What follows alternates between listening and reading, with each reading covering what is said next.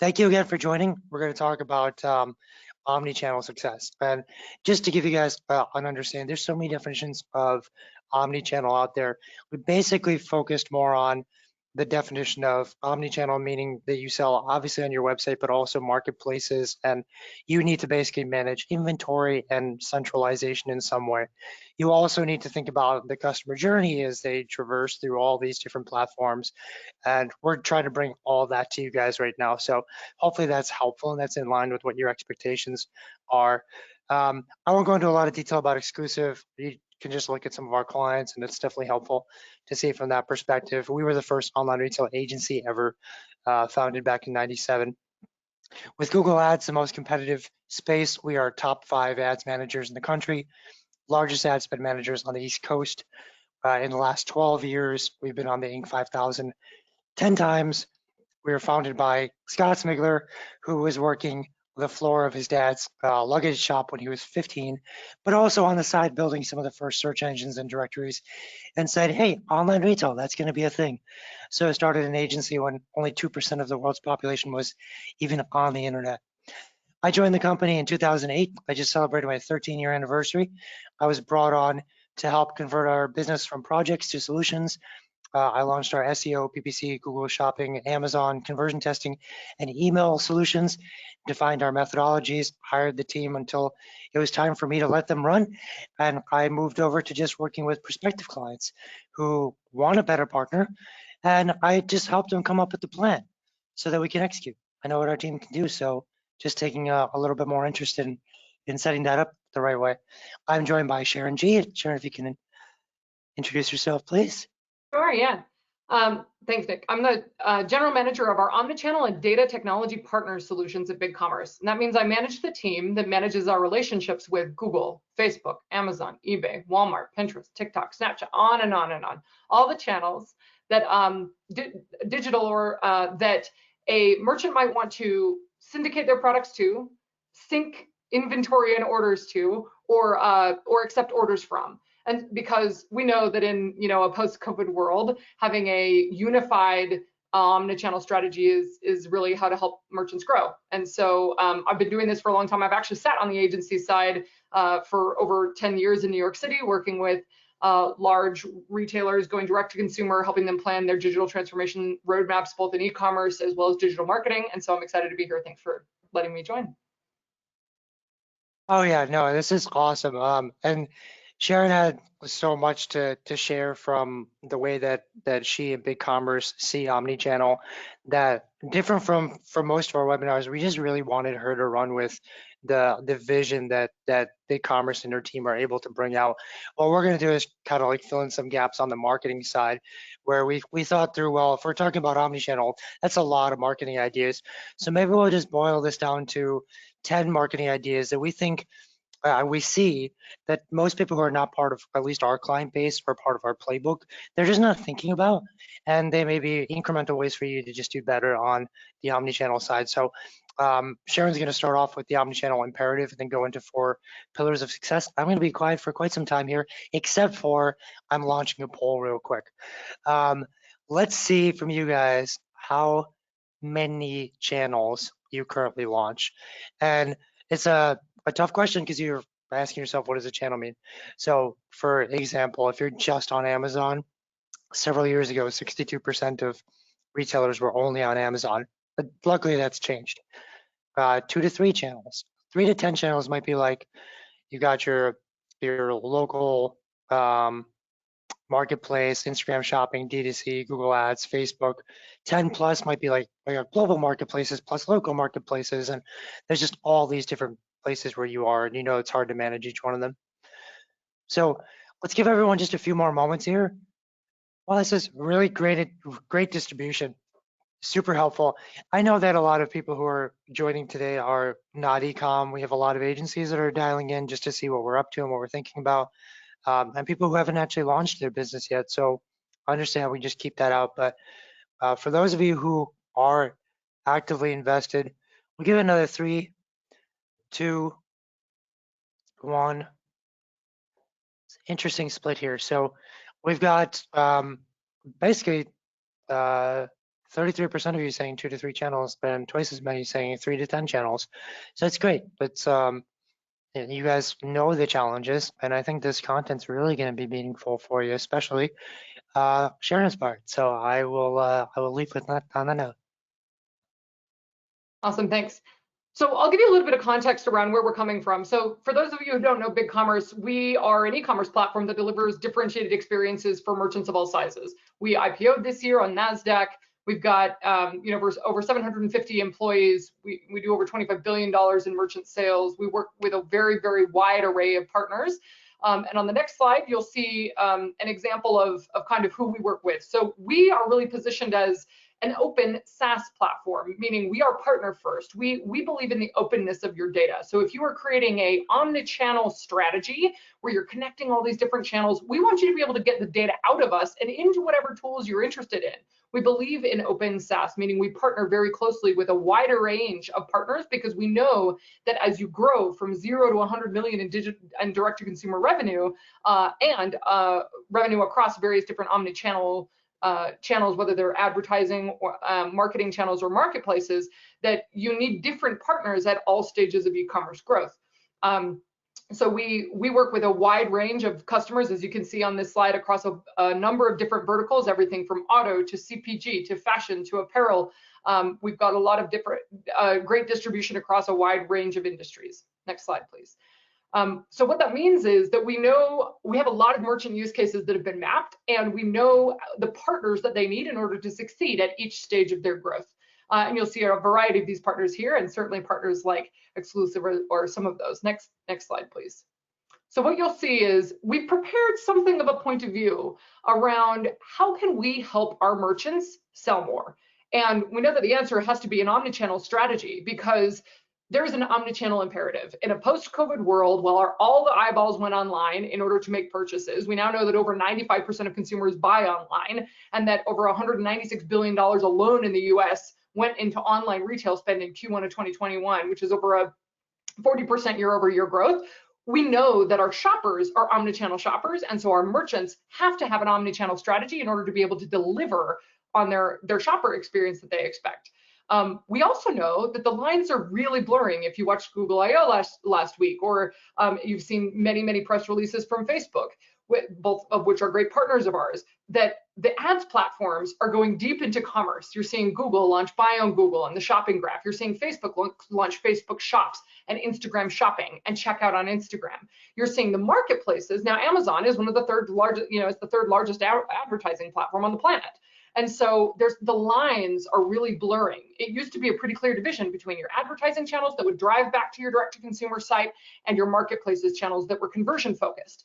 And now that those lines are blurring, a unified shopper experience and a strategy for those channels has become ever more important, so that you can unify the approach that you're taking towards what is your channel strategy, how are you managing the advertising and marketing on those channels, and how are you managing your operations and fulfillment to make sure that you can deliver what that shopper expects on that channel, which is, what is this product? Can I find out all the information I need about it?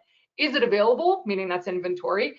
Can you ship it to me? And if so, how fast and how much does it cost? That's a bunch of data that we have to work through in order to create a seamless omnichannel experience for our shoppers. We know that omnichannel customers drive growth. We see 30% higher lifetime value, 10% more shopping online, 23 more repeat visits. So it kind of, the bottom line is merchant growth across channels requires an omnichannel strategy. So we really want to help people know how to think about it. And so we put together something of a point of view around that. Next slide, thanks, Nick. So we see this imperative because we recognize that the single most valuable thing we can provide as a direct-to-consumer e-commerce platform, besides a branded online storefront, is seamlessness of the ability to maximize sales via third-party sites. So on the next slide, what you'll see is kind of the approach that we're taking this way. So we know that omnichannel helps merchants to sell more. So if you're running, let's say you're using BigCommerce or your e-commerce platform as your system of record, because you're in that $5 to $10 million GMV direct-to-consumer range, and you start to use that as your orders hub. as you grow, you connect to more and more channels. And there's a number of different use cases. So you might use your e-commerce platform as your system of record, but you want to be able to connect to multiple channels and seamlessly sync your product data, your inventory data, and your orders back from your advertising and marketplace channels as they, as they're starting to coalesce. And you also want to be able to surface all of the inventory data that sits in your warehouses, whether it's an owned warehouse, then you have your own WMS, whether it's Amazon FBA or 3PLs that you might have. And you need to be able to surface that inventory data and the locations in which that inventory sits to the channel so that you don't run the risk of overselling, and you can surface that channel and buy things like Google local inventory ads, etc. So we know that quality catalog, inventory, product, inventory, and order sync is becoming more important than ever in order to make sure that we're delivering that seamless experience. On the next slide, you'll see an example of the various different use cases. So the previous one is a less mature, less complex use case where maybe you only have a couple fulfillment options. And this one, in this case, BigCommerce is more of a channel and less of a hub, and we can participate in partnership with listings, inventory, and order management solutions where a merchant might be using an ERP, for example, as their system of record. So no matter where you are, next slide please, on that kind of scale of maturity, no matter whether you're just launching a single channel, and based on our survey, I think we saw that people are actually on between 3 to 5 or 3 to 10 channels right now. So you might be running your own direct-to-consumer site, maybe you're selling on Amazon, maybe you're starting to list your products on Google and Facebook and Amazon and a few other advertising channels as you are evaluating your channel strategy to understand where should I be surfacing my products to make sure that my shoppers can discover them, learn about them, and then purchase them as seamlessly as possible. So whether you're going from single channel to multi-channel to a complex global omnichannel use case, we want to make sure we can identify the right partners that you need at each of these stages in order to grow. Next slide. So we know that omnichannel drives growth for our merchants. It allows merchants to create new customer touch points with people on different new channels. It allows them to diversify their channels, so you're not over-invested in one channel, so that if it goes away, like storefronts, in-person storefronts like it did in COVID, or let's say, for example, one marketplace grows and another one shrinks, you are diversifying your risk across a channel strategy. We also know it's important to execute a holistic brand experience across any channel where a shopper might engage with your product or your brand. It also inspires customers to make repeat purchases faster, and thereby driving customer loyalty and lifetime value. So we really boil it down into 4 pillars of success that people need to think about when architecting their omnichannel strategy. It's number 1, channel strategy. Where should you be selling? What kind of products do you have? Where are your shoppers? Do you have a really strong social media following because you've got a lifestyle brand and you know that channels like Facebook and Pinterest and Snapchat and TikTok are the channels that you have a really engaged community and you should be thinking through that strategy? Or do you have a really wide assortment of SKUs and you're in the CPG vertical, and so other channels like Walmart or really good advertising on Google and other channels are more important? These are the kinds of things you need to think through in your channel strategy. What do you sell? Where are your shoppers? And how can you make sure that you're mapping an experience where you can deliver that experience to them? The second is marketing, and Nick's going to talk a lot more about this later. But essentially, once you've determined the channels you should be on, how are you deciding how to market on those channels, where to invest, how to drive additional traffic and sales? Because the right partners can really maximize your return on advertising spend as well as increasing your GMV. We know that newer channels, in many cases, if you implement a marketing strategy on newer channels, can deliver outsized return on investment. The next is operations, which is how do you make sure you're able to surface all of the data and sync the product, inventory, and order data across your holistic technology solution stack to make sure that you can meet those shopper expectations on inventory availability, returns, fulfillment, etc. On the fulfillment side, do you have partners that can deliver on the expectation our shopper has on 2-day or same-day delivery? Have you engaged with those partners to ensure that your products sit close to wherever they're being, wherever your shoppers are? And so these are the 4 areas that we think through, and we're going to double click into each one of these just for a second as we go through and explain a little bit more about this, this kind of philosophical architecture to think about how to put together your omnichannel strategy for success. So the first thing is you need partners in each one of these categories, essentially. So we know what the channels are. This is where our shoppers are. This is where they're interfacing. If it looks like an app on your phone, It's probably a shopper channel. We're seeing a lot of the privatization of the internet, and all of these folks are working really hard to make sure that the shoppers stay within their experience. And one of the things that we actively work through is how do we work to identify what the right marketing strategy is to take advantage of these channels and merchandise your products on these channels and the experience, and what experience should your shoppers be having on this channel? Is it a community engagement? Obviously, there are marketing and advertising technology partners that help enable success on these channels and growth, operations partners, as well as fulfillment partners. And we'll talk a little bit more about each of these. But if there was one slide, this is the one I would take a picture of. Next slide, please. All right, so sales channels, we're going to double click into this. So what do we mean by sales channels? Sales channels is really about having the right mix to expand your customer reach, improve your brand recognition, and increase your revenue. And that can be everything from advertising channels where somebody sees your product for the first time, like Google or Facebook or others, as well as sales channels that are conversion focused, like marketplaces, Amazon, eBay, Walmart, all of these kind of things. We see a rise in social commerce in the blending of what used to be previously mostly advertising focused channels and the ability to now seamlessly check out directly within those experiences, like the native integration we have with Facebook Shops and check out on Instagram and Instagram Shopping. And we know that there's a significant amount of growth expected in the social commerce area, over 31 billion expected in social commerce sales in 2021 alone, and that over 36% of adults have made a purchase through social commerce. And so we see that this is a very significant area where there are a lot of investments being made, and certainly something to consider when evaluating your channel strategy. Next slide, please. We know that that we need to make it as easy as possible for our merchants to do that. So one of the ways that we're investing in this is, at BigCommerce, we've created a new channel manager in order to be able to help our merchants more seamlessly in a unified experience sell more across those channels. So how can we bring together and think through centralized channel management, reaching shoppers faster by being able to easily connect to channels via partners to streamline the listing and selling process on these channels. And so you'll see a number of different partners in the back end of BigCommerce in our control panel, where if you click on each of these channels, on a variety of partners that help our merchants connect to them exists there. Next slide, please.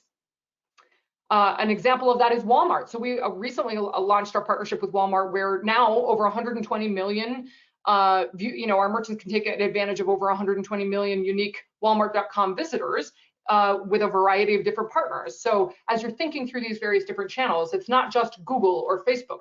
It's also additional channels that are newer, where there might be an opportunity for outsized return on investment because it's a fairly gated community. It's, Amazon has spent years investing in the infrastructure to make it easy to sell on Amazon, and the newer channels who are still doing some of that, whose programs are still maturing in that regard, there's an outsized benefit in many cases because there is less competition on these channels, which means there is the opportunity for more organic distribution and traffic.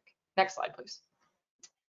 So these are some examples of the channels that we've been talking about. Facebook and Instagram, we mentioned briefly, the ability to provide a mobile-friendly shopping, discovery experience on a social commerce platform that allows you to choose, should you tag that Instagram shopping product and then bring it back to your .com, where you might be able to capture their email, run a loyalty program, have them sign up for subscription, for example. These are the things that are available on a direct-to-consumer site.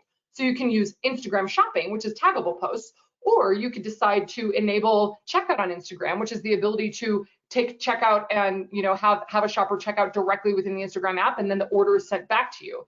Our native integration with Facebook, the Facebook Commerce platform, supports both Facebook Shops and Instagram shopping or checkout on Instagram in this regard. And so as you're thinking through what is your strategy, should you be working with your community on Facebook and then driving them back to your direct-to-consumer, or would you like to optimize for the seamlessness of the conversion? And those are some decisions you need to make in your strategy. Next slide. Amazon obviously is a extremely important channel, and it's particularly important as it is contemplating kind of an advertising strategy. So easily making sure that you can sync products to Amazon and then evaluate what kind of partners, obviously, that you can work with in order to grow your strategy on Amazon and discoverability. This has been, we've seen huge growth in this area in a post-COVID new normal. Next slide. eBay is another example of one of these. I think we kind of understand the idea here, which is there's a wide variety of channels. You need to identify which ones are a good fit for your brand, identify what the strategy is, and then figure out how you merchandise on that channel. Next slide, please.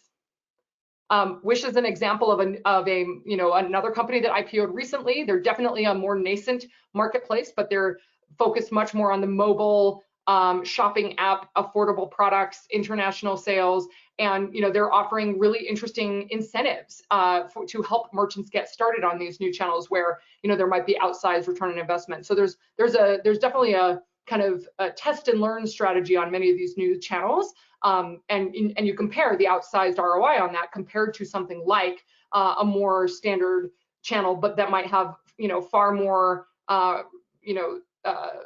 dependable volume, for example. Next slide, please.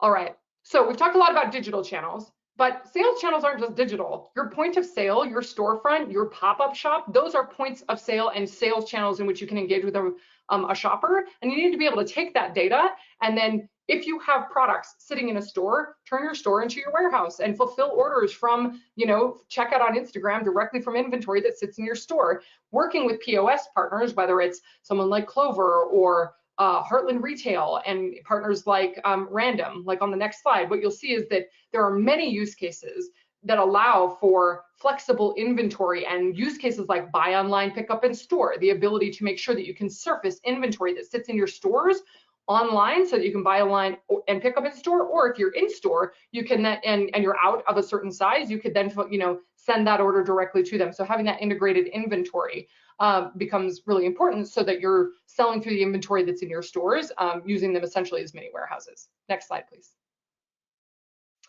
All right, so marketing, I won't touch a lot of this because Nick's going to take us through a lot of it, but just at a high level, on the next slide, what you'll see here is we know that the more channels that you have, the more complex your strategy to manage your essentially your spend mix becomes. So identifying what are the channels that you're investing in and what is the purpose of each of those channels becomes really important.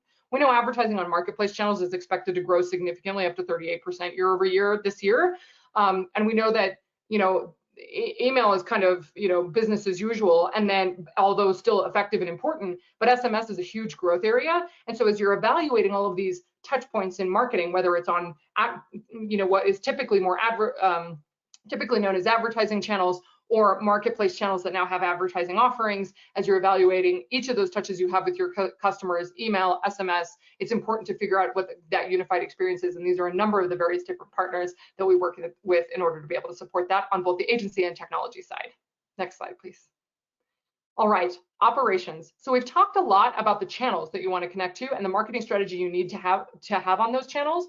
One of the things that becomes really important is understanding how you're going to surface the data that you have in your, in your technology solution stack to those channels so that a shopper can make an informed decision.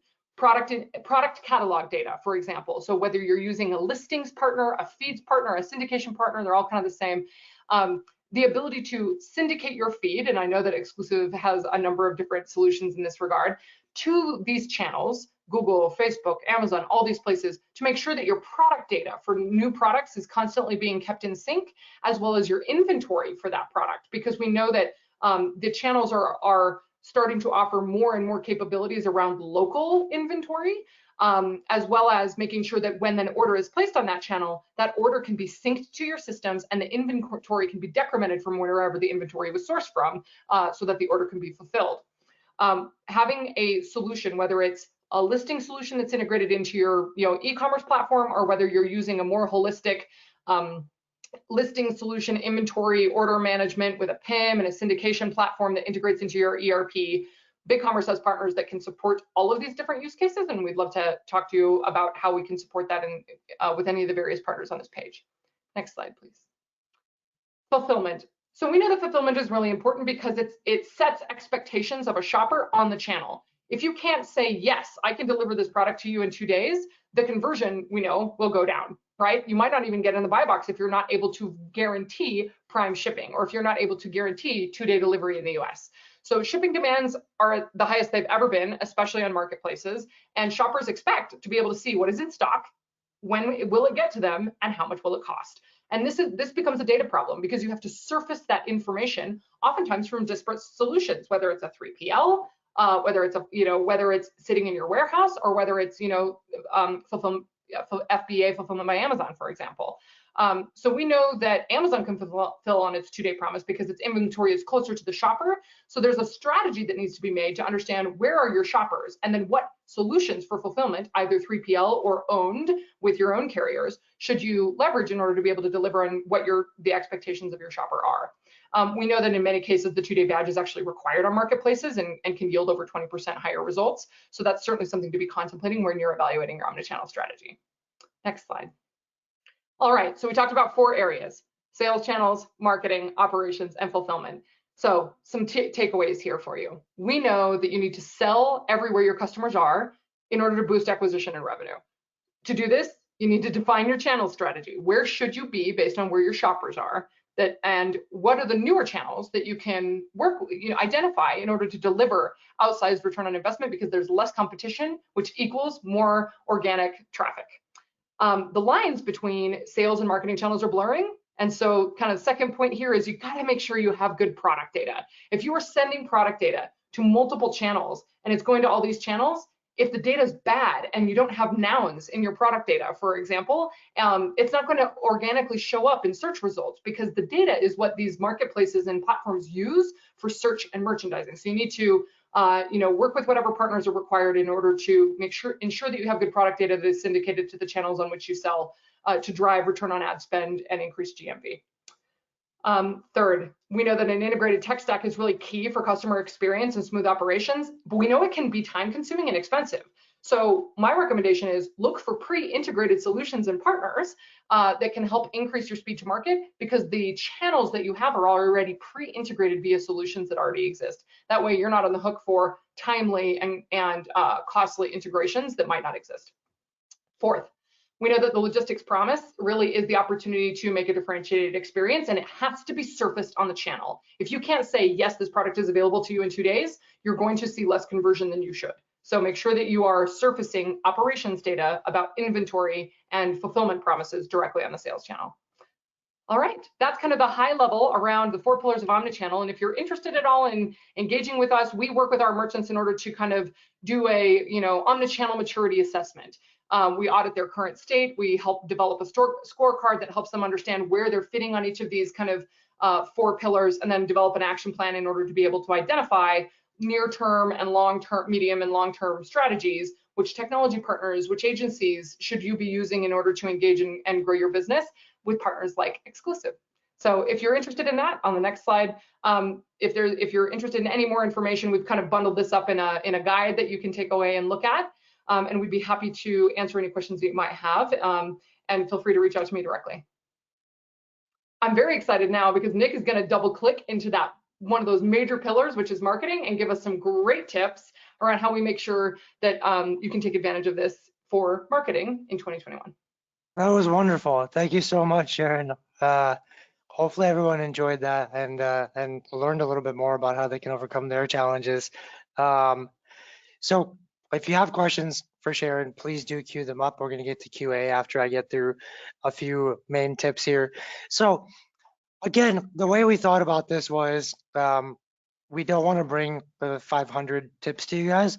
We kind of boiled this down to, even in 2021, what are people missing?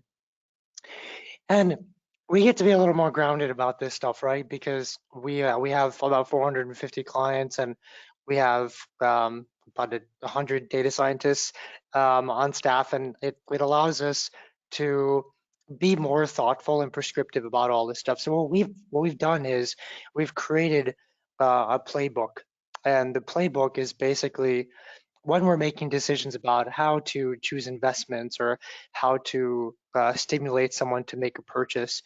All these concepts are guided by factors of your business. So are you a manufacturer or a reseller? Do you have a high lifetime value, low lifetime value? What's your repeat purchase rate? What does your price put you in terms of the market position? What persona do you target? We'll get into that. You probably don't know what persona you target. But what's the size of your market? So that when we have suggestions for channels, for ideas, for distribution within a channel or cross-channel solutions, we can go to the entire database that is similar has a similar genome to your business and see what worked, what didn't work, and what is changing in the market every time a change happens. So it's pretty helpful to map it out like this. And um, here's a great example: developing an investment strategy. So typically there are 4 stages of um, the buying process, but not just the buying process, but also the growth of your brand. Like, are we investing in people discovering out, like learning about us? Are we just getting engagement where people are searching for our category? Have we invested in making sure that someone comes to the website and we remarket to them all the way until conversion? Have we taken past customers and invested in high lifetime value?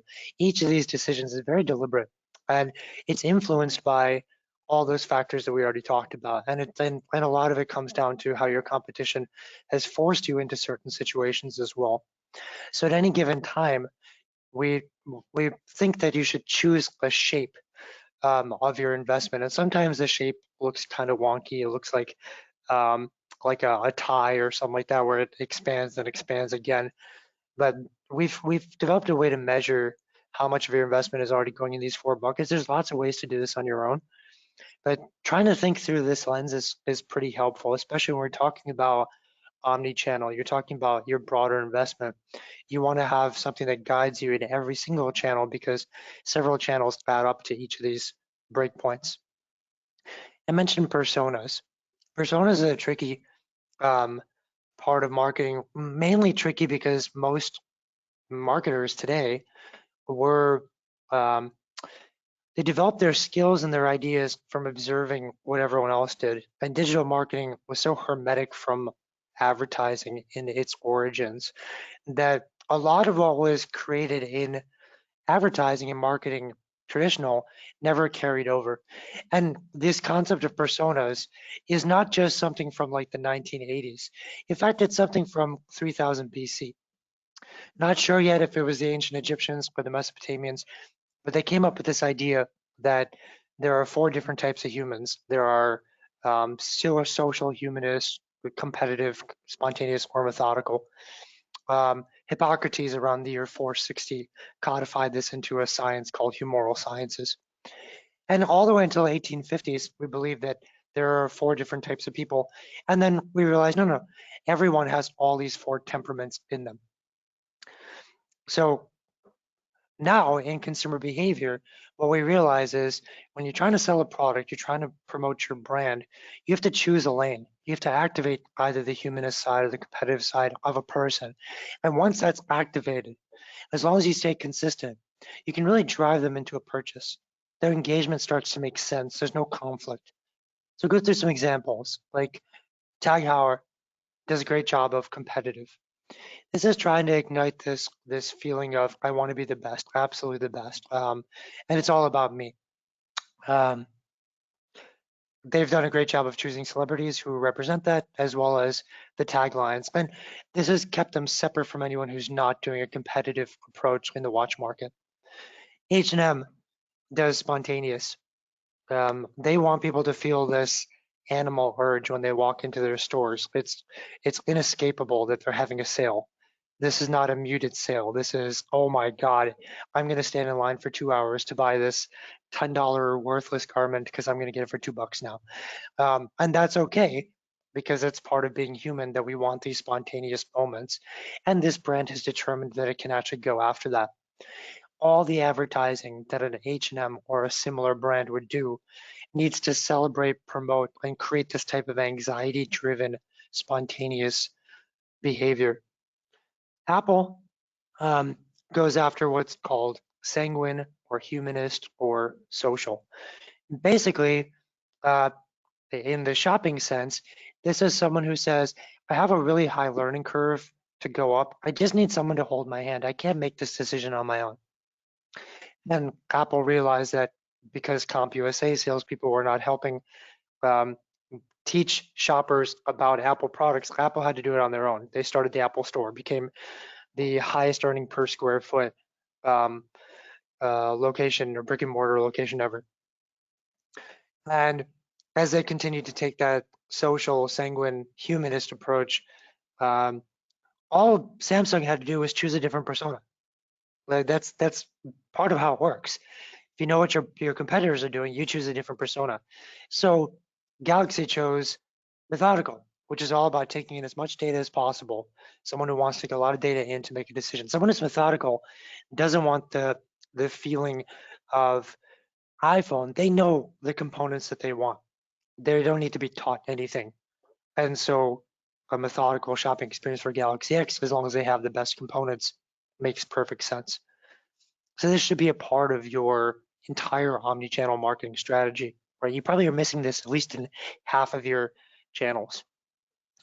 All this starts to go into a funnel that you architect, where you say, I'm supposed to have 3 active machines at all time in my marketing. But top of funnel where people are introduced to me, either because they search for something I sell, that's transactional top of funnel, or they were looking at one of my competitors' websites, so now I'm going to target them through like in-market audiences. That's top of funnel. Get them introduced. Now, when they're introduced, let's say there's a sale that's going to take 7 days to close, and someone comes to your website for 10 minutes. So you've got them on the website for 10 minutes. You've got 7 days to close them. So how are you going to do that? This is when you develop a nurturing machine on social, on YouTube, discovery, email, SMS. And your goal is to try to get someone to become a customer. That's your second machine. And now an entirely different set of rules for the third machine, which is every time someone drops into our customer base, now what happens to get them to the next level? So this should actually be something that is organized in each of your campaigns in every channel. You should periodically be able to look across channels at all your top of funnel or all your nurturing. You can have centralized technologies as well that help you do this. And BigCommerce makes it easier as well for us to do a lot of these things. So it's a technology that helps us achieve that for our clients. When you're looking at the top of funnel transactional, this is again, someone is searching for something, so you need to show up on the shelf. There's a few digital shelves. That's pretty much omni-channel, right? But the main shelves of Amazon and Google Shopping, you've got to show up. And there's 3 things to really focus on. If you've invested hundreds of thousands, millions of dollars on people knowing your brand, when they type in your brand, you can't lose that sale. That's defending your brand. So you should always be auditing what your SERP looks like for all the brand and make model terms under your brand. Now, one of your competitors gets a search for their brand. They're in the same boat, right? They've spent a lot of money to get someone to know that name. Wouldn't it be great if we showed up instead and just stole the sale? That's called conquesting. And conquesting is a concept that actually was originated from Amazon's team, and they made it easy to do, and then it is transferred over to every other channel. And then finally, discovery. Discovery is people don't know what they want to buy yet, but you do need saturation there as well. Your posture has to be very strong. As part of top of funnel transactional, you want amazing organic listings. And it is still interesting that the vast majority of websites in online retail, even the ones that have been around for 20 plus years, they're still approaching SEO in the most complex and frustrating way when SEO itself is a very, very simple concept. Every page of your website is trying to communicate to Google that you're supposed to show up for certain keywords, let's say keyword X. And if you can communicate that properly to Google, Google says, okay, you're in the running now. Let's give you a score for this keyword. We're going to take everything we know about the brand, your BBB score, your Google Shopping, how people are pointing to you or talking about you on social. Those are points. Great. Each measurement that they check, if they find something good, they multiply it by a weight, then you get points for that. Some are highly weighted, some are low weights. So you get your brand points, you get your crawl authority points. Every page on every website has its own finite crawl authority. Technical, all the changes that you're supposed to keep up with, HTML markup, page speed, mobile friendliness, things like that, give you a score there. They don't even know the keyword yet, but you've already got a score. And then they add it to the keyword side. Did you use the keyword in the title, the H tag? Did you use similar keywords in the body text? You get points for all that.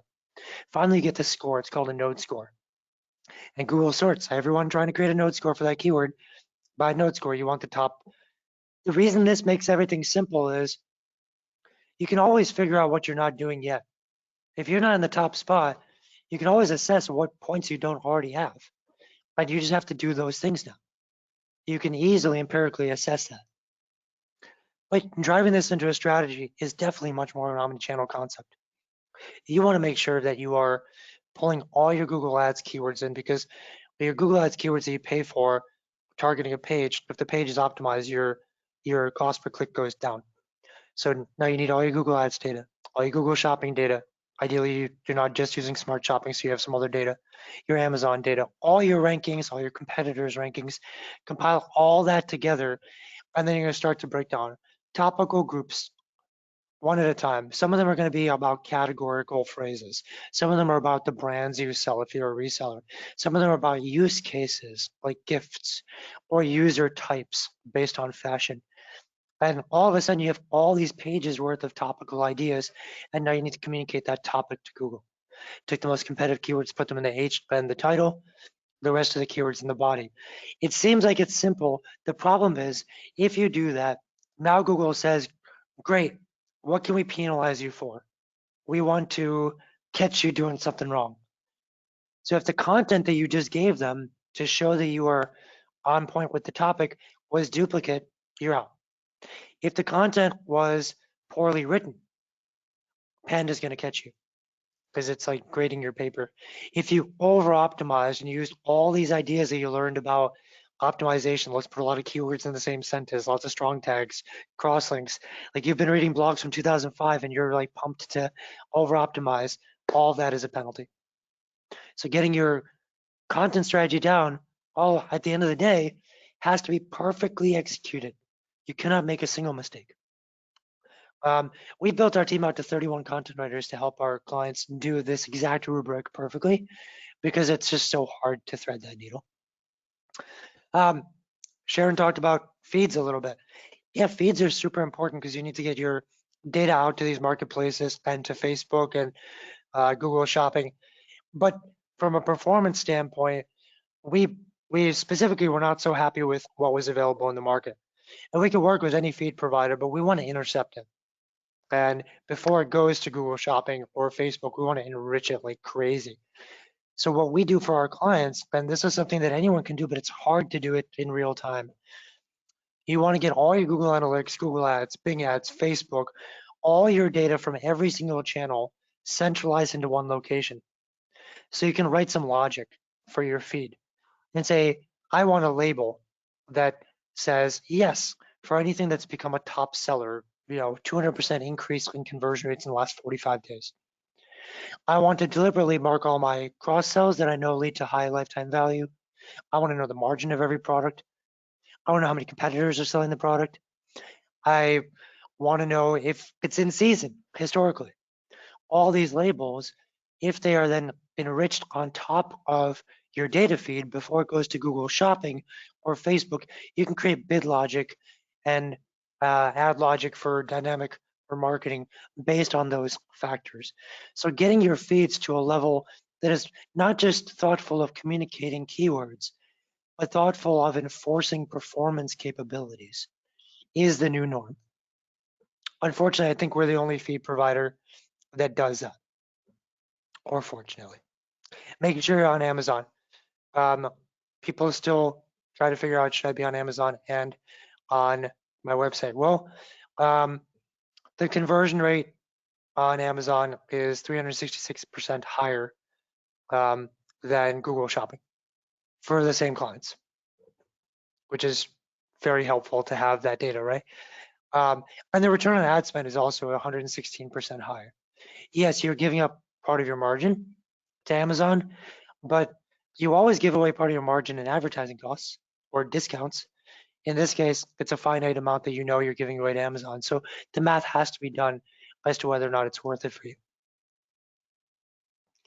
And in the COVID world, we've also realized that if you've been staying around the same amount of ad spend on Amazon, you can see some improved results, but a nominal increase in your ads will have a disproportionately high increase in revenue now on Amazon. This is not always the case, and luckily it is now the case.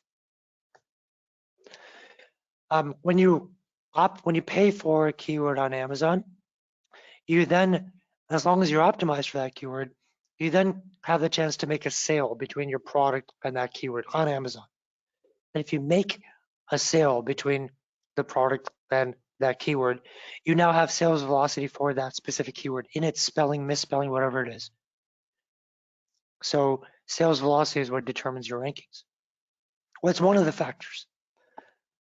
So sales velocity, how many units have you moved amongst people typing in that term? Your front end and back end optimization around that keyword that was typed in. And then how many relevance factors did you use that keyword in? And then there's some like global concepts. If everything else is equal, there's some global concepts about your account that might impact. But these are all the factors up to the A9 algorithm. For those of you who really stay on top of Amazon, we are now at the A10 algorithm. The A10 algorithm was released in the last 12 months. And now Omnichannel has been even more embraced here because the A10 algorithm is giving you credit for essentially sales that originated on your website, on Facebook, etc., and you move them on to Amazon, not just the ones that came from the sales velocity of that search term as well. This is a boost against all search terms. So it's a pretty cool concept to understand because all of a sudden you should not just be a one-channel Amazon.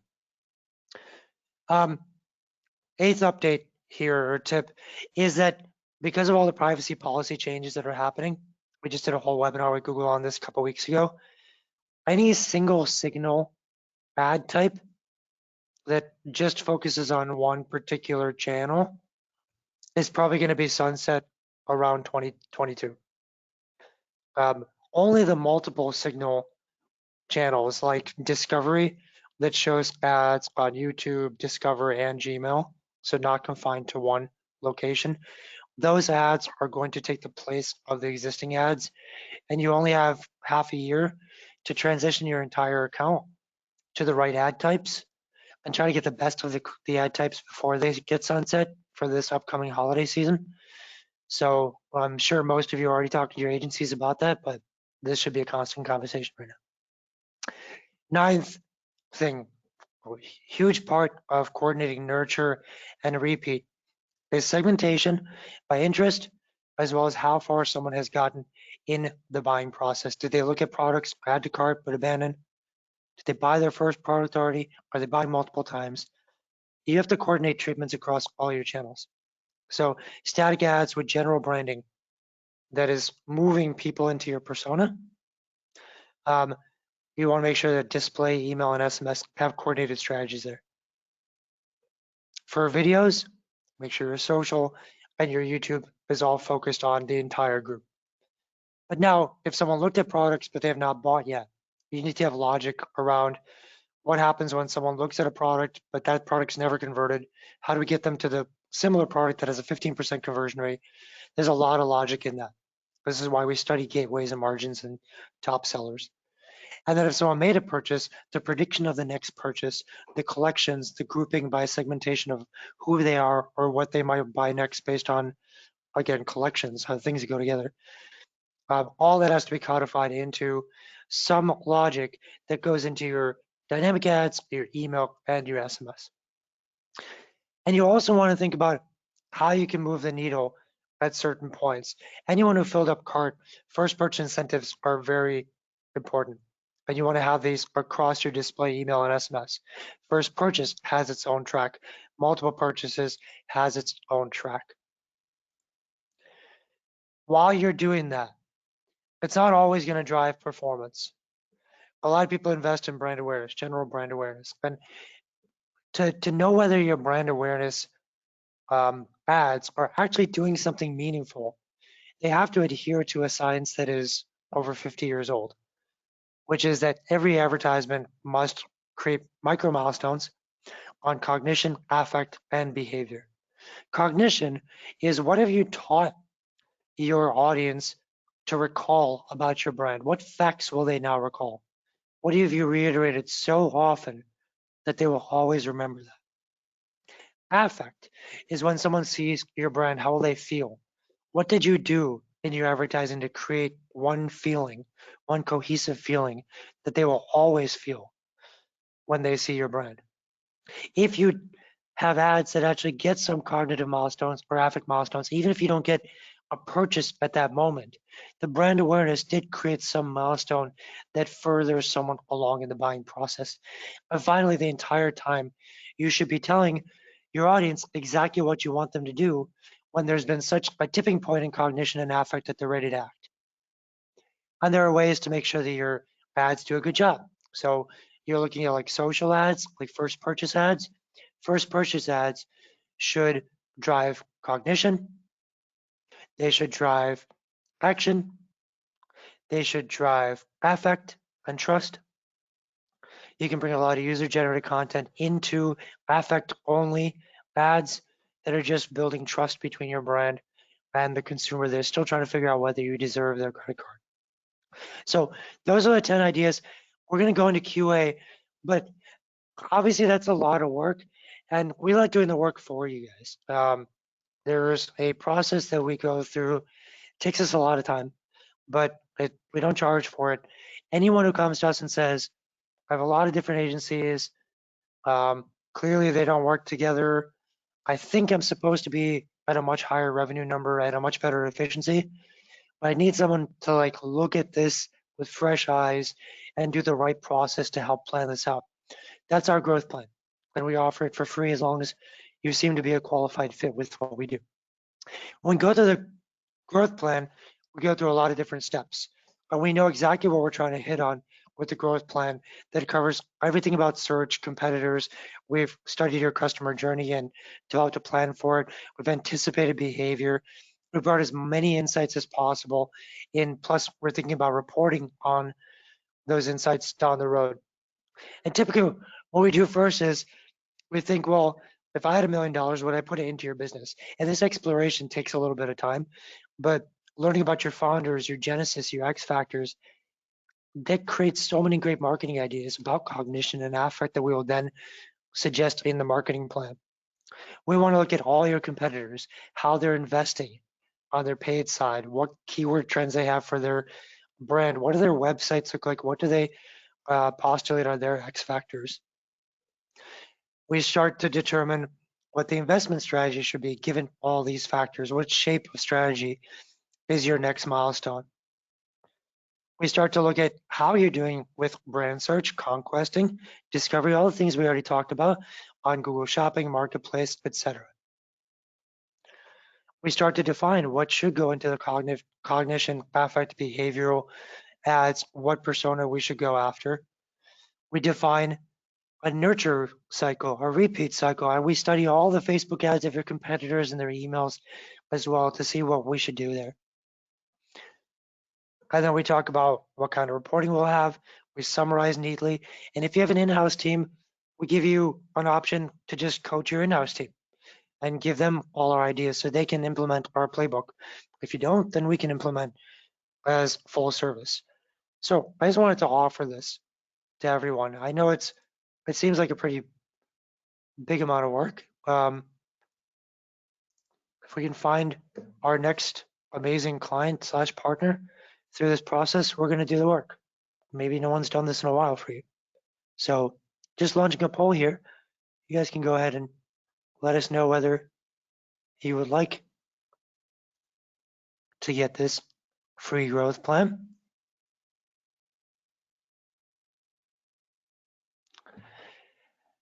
And I'm just going to let this run for a few more moments here.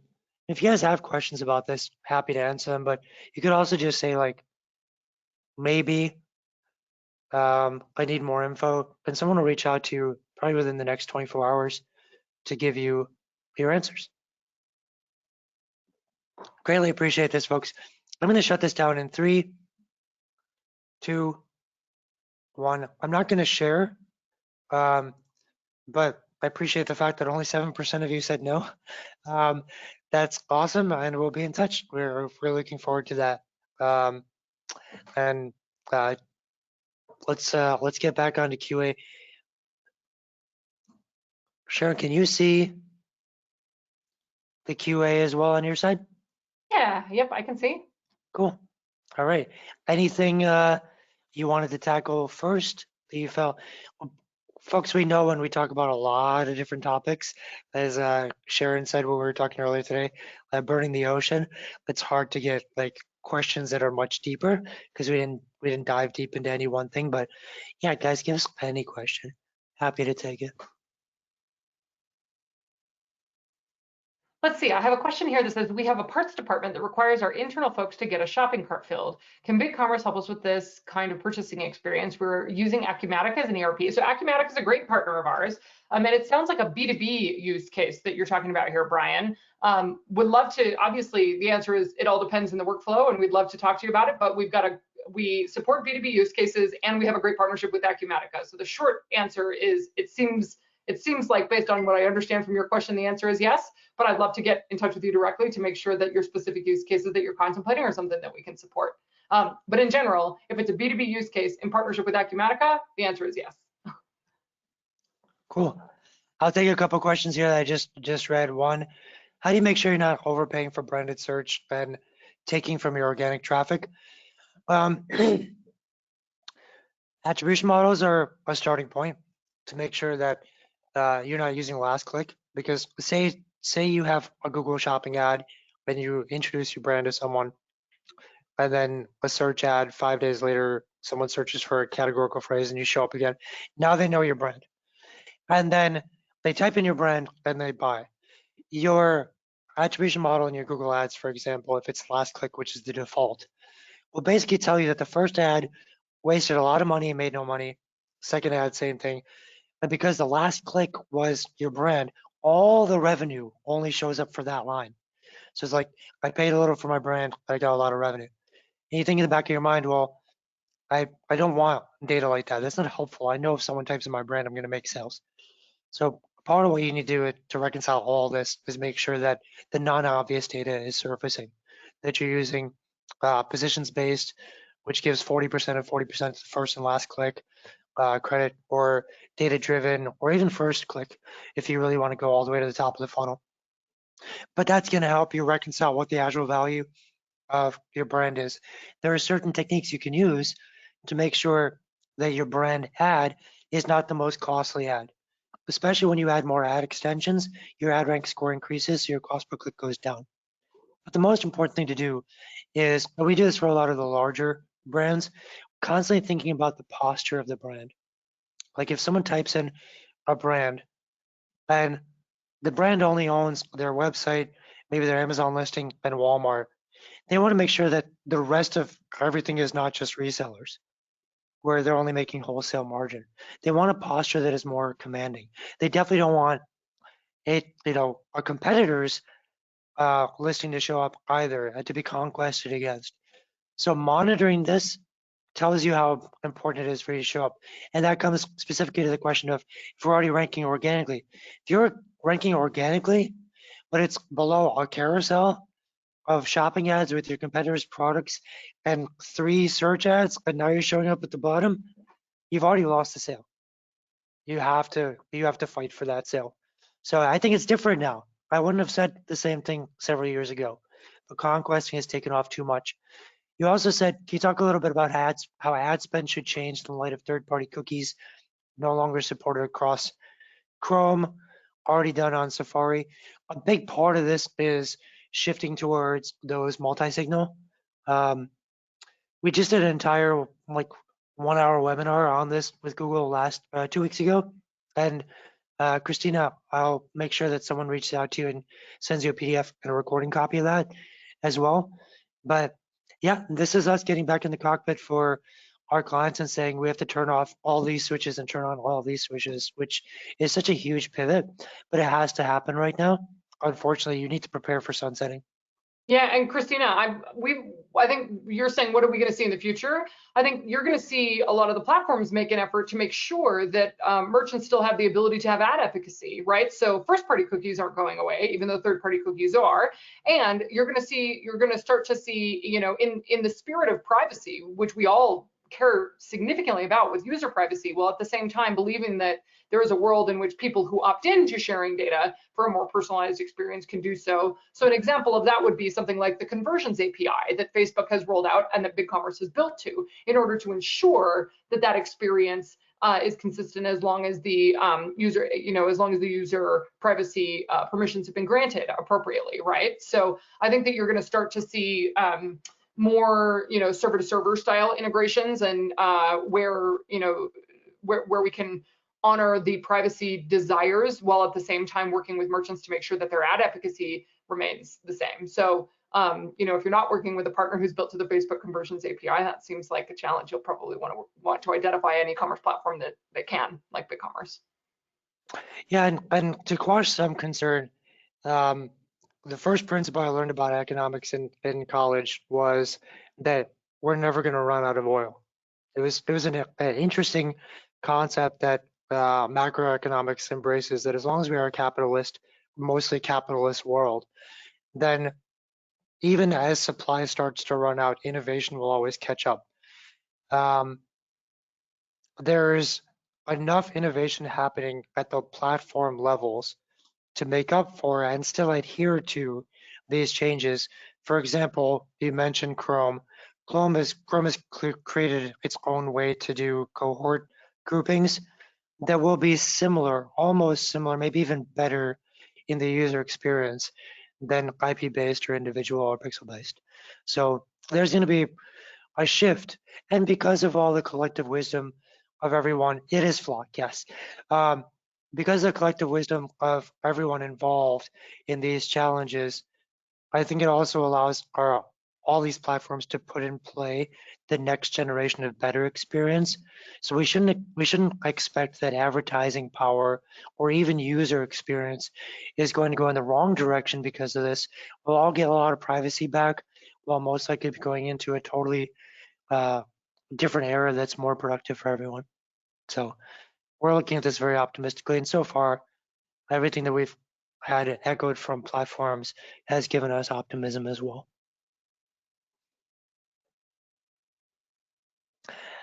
Do I say anything else here?